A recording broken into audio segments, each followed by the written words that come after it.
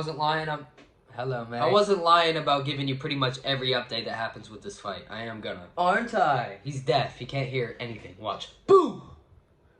Am I gonna be attacked? Look at his fat nut. Alright, ladies and gentlemen, as of late, as we all know, people have been a little bit worried about Dillon Danis pulling out of the KSI fight to go do this MMA thing. However, we can finally relax, okay? We can let our nuts hang because KSI came out and said this. Well, that brother ain't pulling out this time because that boy is getting sued by Logan Paul. And obviously he needs to pay for all the court proceedings. So he needs all the money he can get. It's true. Dillon is gonna need the money from this fight to pay for that lawsuit. Sometimes I forget it's even going on. And like I said last video, he's gonna make a fucking lot more money fighting KSI than he is doing whatever this is. The pullout isn't something we have to worry about, but people have been worried about how competitive this fight is actually gonna be. Obviously, myself personally, I've made my voice heard. I'm just excited for the build-up. I'm just excited for it to be classic influencer boxing. But many people are expecting KSI to come out and literally knock Dillon Danis out with the first combination he throws. This thread pretty much sums up my opinions on this fight. This guy says KSI should just get him out of there in the first round. If not, he should quit.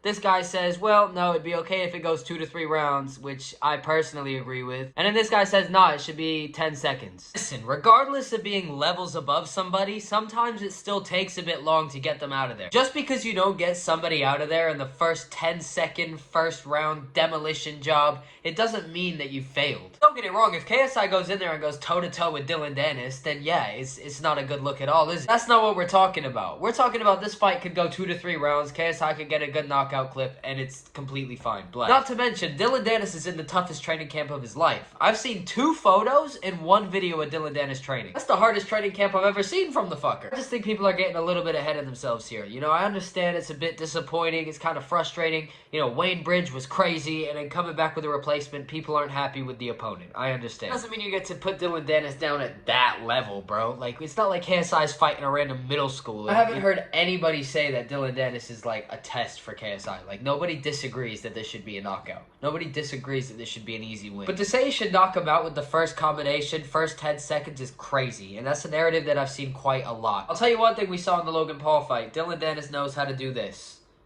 Try and knock somebody out that's doing this. And KSI's going to have to take a little bit, in my opinion, to get creative and find the shot. And that's just it. And yeah. That's my opinions. We don't got to worry about the pullout. Dillon Danis about to come through, the promo god. I've been saying it. And KSI going to come through and get the job done on fight night. So, let's go, ladies and gentlemen.